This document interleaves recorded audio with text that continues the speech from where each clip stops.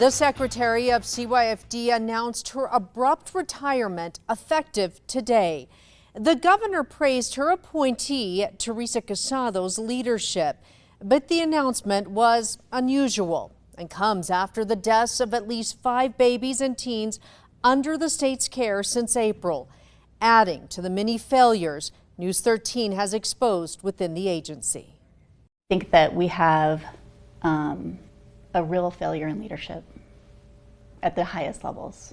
Attorneys for children. I think this agency is in a free fall. Lawmakers. We clearly have a number of children who are placed in harm's way or not adequately cared for. The Attorney General. We're tired of waiting, and that an agency in crisis is not able to fix itself. Advocates. How old is your sister?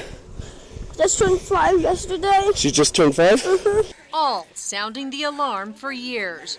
But while many have called for Governor Michelle Lujan Grisham to get rid of her CYFD secretary, Teresa Casados, the governor's always had her back. They go back to the beginning, seen side by side here. Casados was named the Chief Operations Officer when the governor took office in 2019. In 2023, the governor appointed Casados to lead the embattled Children, Youth, and Families Department, the third secretary to try to take on what has proven to be one of the toughest jobs in state government, as the agency makes terrible headline after terrible, heartbreaking headline. Ignoring abuse and neglect claims, such as this News 13 investigation, where attorneys say CYFD had plenty of opportunities to save this 5-year-old living in filth. It's one of many lawsuits facing CYFD after already paying out millions in other child death cases.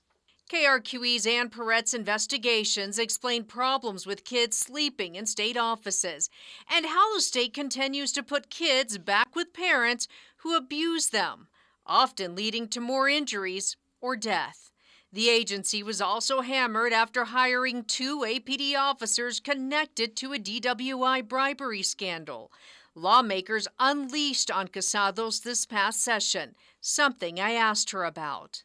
We don't say, okay, how can we do a really bad job today, right? Everybody gets up with the best intentions. Casados and the governor touted rapid hiring events, new recruitment strategies, new foster care programs, and creating more resources for families.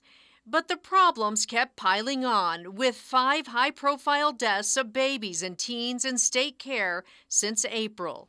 It has lawmakers saying it's time to take away the governor's power to appoint a secretary. A qualified commission of people that go out and search and find the right person for the job. The state is also still failing to meet a number of agreements in a settlement after the state was accused of not doing enough for kids in their care. The governor today appointed Deputy Secretary Valerie Sandoval as acting secretary of CYFD. Sandoval is the governor's 4th person she's put in the spot.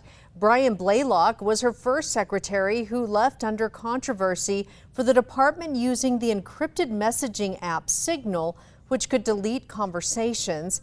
New Mexico Supreme Court Justice Barbara Vigil replaced Blaylock, but it was a short tenure. She retired after 18 months.